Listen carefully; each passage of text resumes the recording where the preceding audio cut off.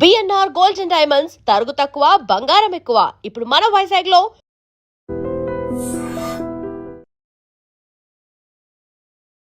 చాలా serious matters అంటే చర్చ జరగాల్సిన మ్యాటర్స్. బట్ ఇంటర్వ్యూ కాబట్టి కాస్త లిమిటేషన్ ఉంది. మనం మళ్ళీ ఒక్కసారి సినిమాల విషయానికి వద్దాం. నేను 2 సినిమాల గురించి మీతో ఇంటర్వ్యూ ముందే అనుకున్నాను. ఈ 2 సినిమాల గురించి చాలా పర్టికులర్‌గా మాట్లాడదామని. సో, ఫస్ట్ మూవీ వచ్చేసి 'గాయన్' సార్. ఆర్‌జీవి గారు, ఆ! ఆ! జగపతి బాబు గారి హీరో, ఆర్‌జీవి డైరెక్షను. అందులో మీది ఎస్ఐ క్యారెక్టర్. హ్మ్. SI character. అవును. అయితే శివకృష్ణ అనంగానే డైలాగ్ డెలివరీ గానీ, ఆ డైలాగ్ ఫోర్స్ గానీ చాలా ఎక్కువుంటది. డైలాగ్ చంపేస్తారు. బట్ ఫస్ట్ టైము నాకు వేరియేషన్ కనిపిస్తుంది 'గాయన్' సినిమాలో. ఆ డెన్‌లోకెళ్తారు. ఆ విలన్ ఆపుతాడు. ఏం మాట్లాడరు. జగపతి బాబు దగ్గరికెళ్తారు. నిన్ను అరెస్ట్ చేస్తున్నాను అంటారు. అక్కడ ఏం డైరెక్ట్ స్టేషన్‌కి తీసుకొస్తారు. అంటే ఆ లుక్ గాని, ఇంటెన్సిటీ తప్పించి డైలాగ్స్ చాలా తక్కువుంటాయి. అద్భుతమైన రోలు. ఆర్‌జీవితో ఆ రోజుల్లో ఆ వర్క్ ఎక్స్‌పీరియన్స్ ఎలా ఉందో చెప్తారా? అందరితో అలాగే ఉందండి. నేను ఐ డోంట్ స్పీక్ మచ్. హ్మ్.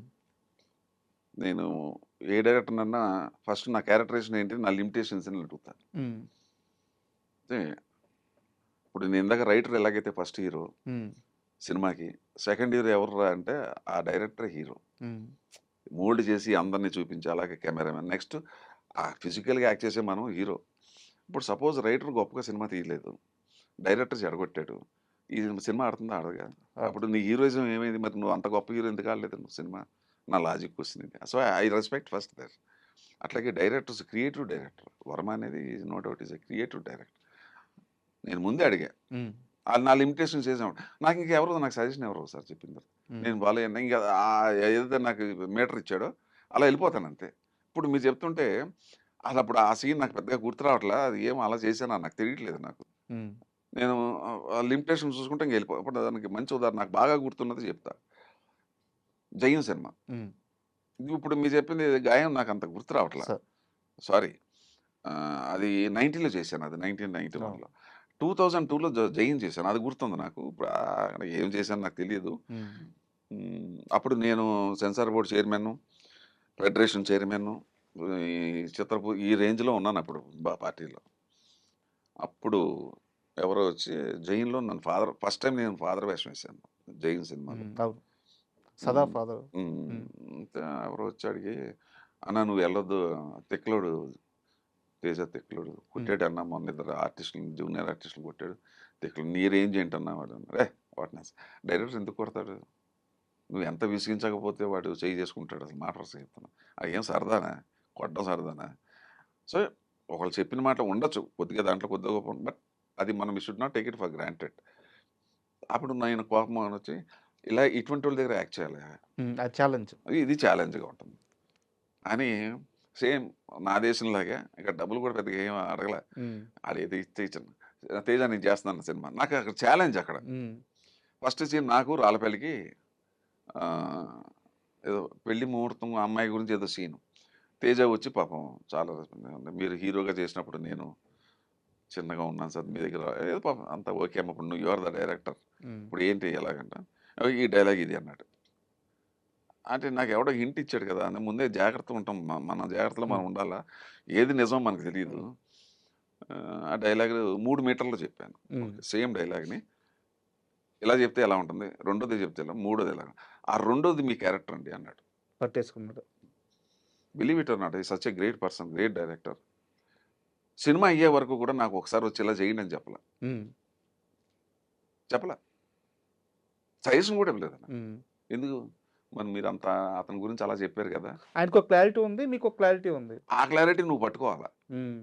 ఎప్పుడు ఆర్టిస్టు డైరెక్టర్ దగ్గరికెళ్ళినప్పుడు, ఆ డైరెక్టర్ క్లారిటీ నువ్వు పట్టుకోకపోతేనే ప్రాబ్లమ్స్ వస్తాయి. సో ఈవెన్ వరం దగ్గర కూడా అంతే. హ్మ్. మరి మీరు చూసారా ఎప్పుడన్నా తేజ గారు కొట్టడం సెట్‌లో? అసలు ఎప్పుడు చూడలేదు. ఎప్పుడు చూడలేదు. అసలు ఇంకోటి ఆ జూనియర్ ఆర్టిస్ట్‌ని ఎవరినో కొట్టినట్టున్నాడు. అంతే ఆర్టిస్ట్‌ని కొట్టడం కాదు. ఏదో కోపం మీద ఏంట ఏదో చేసుండొచ్చు. అసలు నాకు తెలియక అడుగుతున్నా డైరెక్టర్ ఎందుకు బ్యాడ్ అవుతాడు? అసలు ఎందుకు కొడతాడండి? హ్మ్. నాకు తెలియదు. నువ్వు ఆ జూనియర్ ఆర్టిస్ట్ విసిగించేసి ఉంటారు. ఏదో జరిగుంటుంది. హ్మ్. జరిగింది. జరిగిన ఇన్సిడెంట్ మాత్రం జరిగింది. అది మాత్రం ఒప్పుకుంటున్నాను నేను. హ్మ్. బట్ మనం కూడా ఆలోచించాలి కదా! ఏం సరదా అతనికి. సో వరం దగ్గరికెళ్ళాను.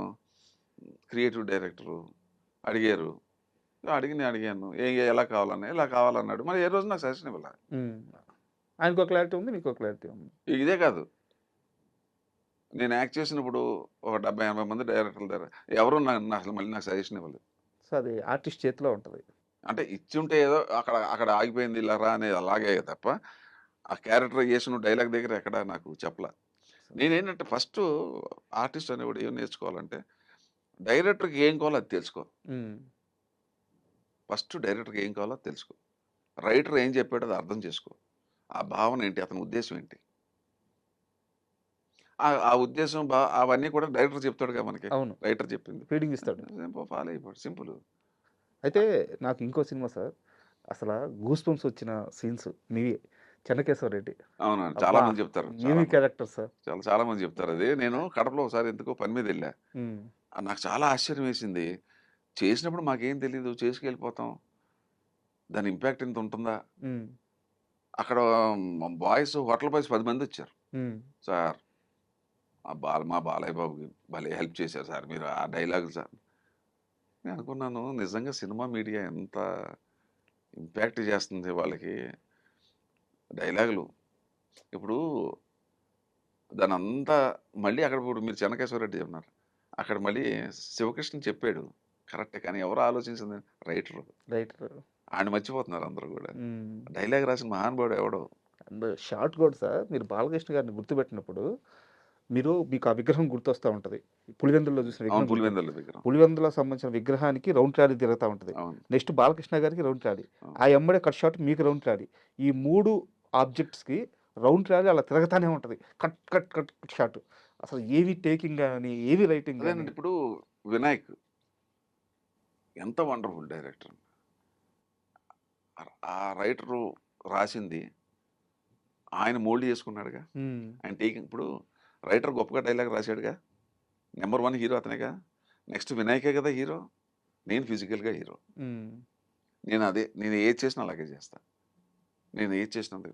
ఎప్పుడు కూడా సినిమాలో యాక్ట్ చేసేవాడు థర్డ్ హీరో నా దృష్టిలో సార్. ఫిజికల్‌గా. First hero writer, second hero director. నేను ఇప్పటికి నిన్న కాక మొన్న చేసింది కూడా అట్లాగే ఫీల్ అవుతాను. సో, ఆ చెన్నకేశవరెడ్డి షూట్‌లో బాలకృష్ణ గారితో మీకున్న ఏదన్నా అయ్యో! మూమెంట్స్ షేర్ చేయండి సార్. ఆ మూమెంట్ అంటే బోలాశంకర్ అండి ఫాదర్ లాగా. హ్మ్. ఫాదర్ లాగా బోలాశంకర్ ఏముండదు. కొద్ది కోపం వస్తుంది ఒక్కోసారి. హ్మ్. డామ్ డూమ్ అని తిడతాడు. ఏముండదు మనసులో ఏముండదు. హ్మ్. ఏముండదు. మళ్ళీ చిన్న పిల్లోడిలాగా మన దగ్గరికొచ్చి మన మీద జోకులేసి మనతో కూర్చుంటా ఉంటాడు. హుహు. కానీ ఏంటంటే ఒక్కొక్కసారి చిరాకు పట్టొచ్చు. అది వేరే విషయం. బట్ ఓవరాల్‌గా ఈజ్ బోలాశంకరుడే ఒక రకంగా చెప్పాలంటే. అది రామారావులో చూశాను కొద్దిగా. హ్మ్. ఆయన అంటే భయం, టైగరు అది కాళ్ళకి దానికి ఏముండదు ఆయనకి. అంత భయపెడతారు అసలు ఆయన దగ్గర ఏముండదు. నేనే ఉదాహరణ. నన్ను ఎలా ట్రీట్ చేశాడు, ఏం చేశాడు అనేది నేనే ఉదాహరణ దానికి. మహానుభావుడు.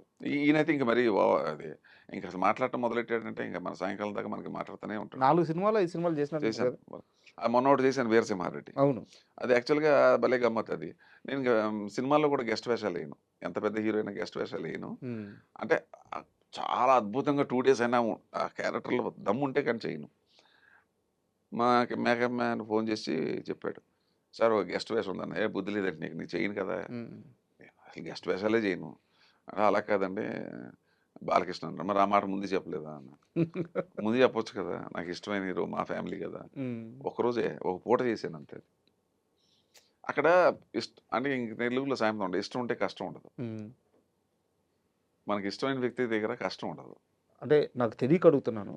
మీకు ఫైనాన్షియల్‌గా ఏమన్నా క్రైసిస్ వచ్చిందా లైఫ్‌లో? బాగా. అంటే చాలా. దేనివల్ల సార్? అంటే మనం మనకి ఇప్పుడు ఏంటంటే ఇక మనం వెనక ఈ ఫైనాన్షియల్ క్రైసిస్ అంటే చాలా రకాలుగా ఇప్పుడు అన్నీ పోగొట్టుకున్నాను కదా! ఇప్పుడు ఇక్కడ రావటం వల్ల అక్కడ ఫ్యాక్టరీ కొద్ది ప్రాబ్లమ్ వచ్చింది. హ్మ్. అలా అది అక్కడ లాసు. హ్మ్. ఇక్కడ సినిమా ఇండస్ట్రీలో నేను డబ్బులు నాకు ఏం డిమాండ్ ఉన్నా డిమాండ్ చేయను. హ్మ్.